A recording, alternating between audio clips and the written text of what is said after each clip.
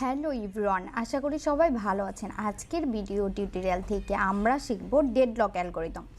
Deadlock হচ্ছে এমন একটা সিচুয়েশন যেখানে একটা প্রসেস আরেকটা রিসোর্সের জন্য ওয়েট করে, বাট ওই রিসোর্সটা আরেকটা প্রসেসের জন্য অ্যাসাইন করা থাকে এবং ওই প্রসেসটাও আরেকটা রিসোর্সের জন্য ওয়েট করে, কিন্তু ওই রিসোর্সটাও আরেকটা প্রসেসের জন্য অ্যালোকেট করা থাকে। এমন অবস্থায় কোনো সিচুয়েশনেই এক্সিকিউশন হয় না। এই সিচুয়েশনটাকে আমরা ডেডলক সিচুয়েশন বলতে পারি।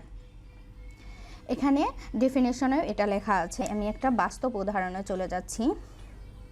আমরা যদি বাস্তবে দেখি, এখানে দুটো গাড়ি কি মুখোমুখি দেখা যাচ্ছে, কিন্তু এই ব্রিজ দিয়ে একটা গাড়ি পাস করতে পারে, দুটো গাড়ি একসাথে পাস হতে পারে না।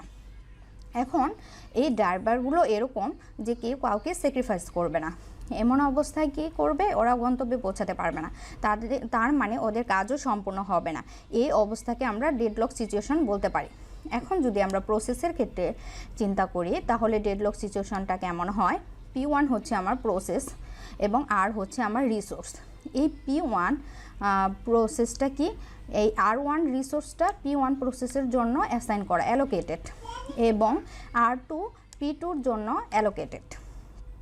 এখন P1 বলতেছে R2-কে, এই যে P1 প্রসেস R2 রিসোর্সকে বলতেছে তোমাকে আমার দরকার, ওকে রিকোয়েস্ট পাঠিয়েছে, কিন্তু R2 P2-র জন্য অ্যালোকেটেড, ও ওকে কী করতে পারতেছে না, ওর জন্য অ্যালোকেটেড, P1-এর জন্য অ্যালোকেটেড হতে পারছে না। তার মানে P1 এক্সিকিউশন হচ্ছে না। এবং P2 R1-কে রিকোয়েস্ট করতেছে তোমাকে আমার দরকার, কিন্তু R1 P1-এর জন্য অ্যালোকেটেড, ও ওকে রিকোয়েস্ট অ্যাকসেপ্ট করতে পারতেছে না। এমন অবস্থায় P1 এবং P2 কারো এক্সিকিউশন কমপ্লিট হচ্ছে না। এই সিচুয়েশনকে আমরা ডেডলক সিচুয়েশন বলতে পারি।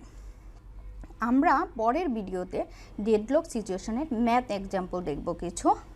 আশা করি আপনারা বুঝতে পেরেছেন। আজকে এই পর্যন্তই। ধন্যবাদ সবাইকে।